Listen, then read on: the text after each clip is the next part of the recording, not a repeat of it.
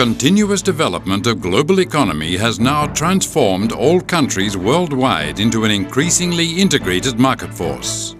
Freer trade among countries evokes the potential of each country to expand its market access. Indonesia, of which 2/3 is maritime and strategically positioned on the international trade route crossing, has an important role for the world economy as a commodity provider as well as a marketing area of various products. So, the role of ports in supporting the economic growth, social mobility and trade becomes particularly vital. PT Pelabuhan Indonesia II, corporatized on the 1st of December 1992 in Jakarta, is one of 4 state-owned enterprises, or Badan Usaha Milik Negara, or BUMN, that manages port facilities and services in Indonesia. The history of port management itself started in 1960 by the government through state companies, at that time Perusahaan Negara, or PN. In 1964, ports operations were coordinated by the government institution called Port Authority. In 1969, public port management was handled by BPP, or Port Management Board, and in 1983, BPP was again changed into Perusahaan Umum Pelabuhan, or Port Public Company, that only managed commercial public ports, whilst non-commercial public ports were handled by the technical or operational unit of the Directorate General of Sea Transportation. The port public companies were eventually transformed into more business-like corporations in 1992, namely PT Pelabuhan Indonesia I to IV, or Indonesia Port Corporation 1, 2, 3 and 4. PT Pelabuhan Indonesia II has 12 port branches in Java, Kalimantan and Sumatra Islands. Ports of Panjang, Palembang, Pontianak, Teluk Bayur and Tanjung Priok are among the major branches. Main commodities handled at these branches include coal, cement, palm oil or CPO and livestock. Of all the ports, it is Tanjung Priok port that is the busiest. To better accommodate customer demand, particularly at port of Tanjung Priok, PT Pelabuhan Indonesia II then set up PT Multi-Terminal Indonesia, or MTI, as a subsidiary.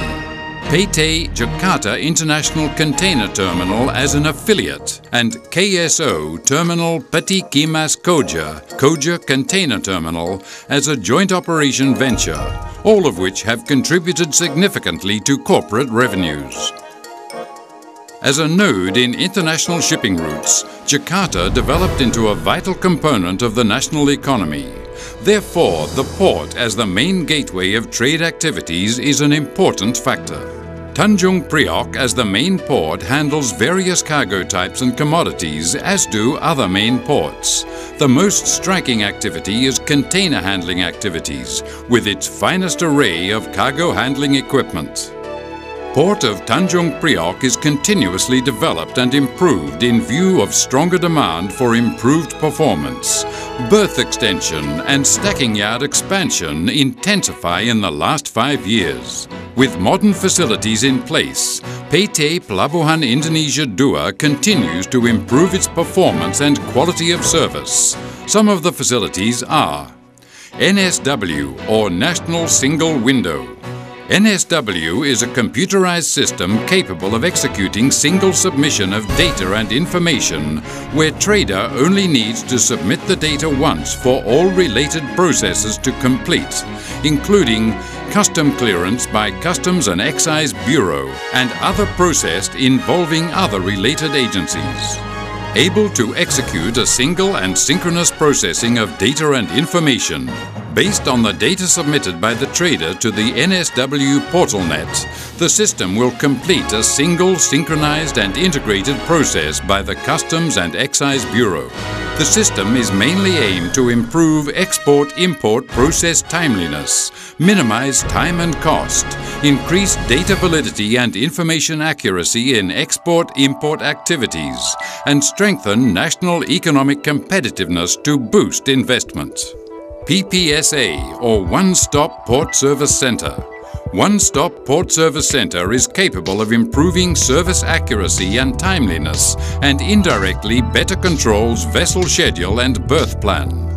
To ensure security and safety, the port implements ISPS code by preventing threats and taking preventive measures against security and/or safety incidents affecting vessels or port facilities in international trade. Container X-ray and Gamma Ray. With X-ray and Gamma Ray facilities, cargo's inspection is carried out in a faster and efficient manner. Dangerous cargo handling. This special facility offers all customers access to storage area and strict rules and procedures of dangerous cargo handling. Required or standard examination of dangerous cargoes such as chemicals, liquid containers and others is done as containerized cargoes and in an isolated and dedicated site. Storage warehouses and storage field. Excellent container handling and cargo consolidating facilities promote timely and optimum distribution.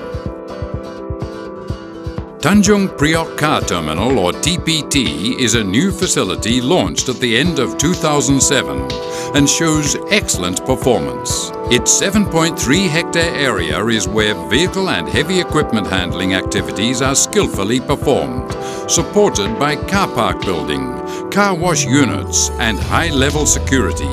It has already succeeded to execute cargo handling of 141,871 vehicle units. Ahead, the development of TPT will be continuously intensified.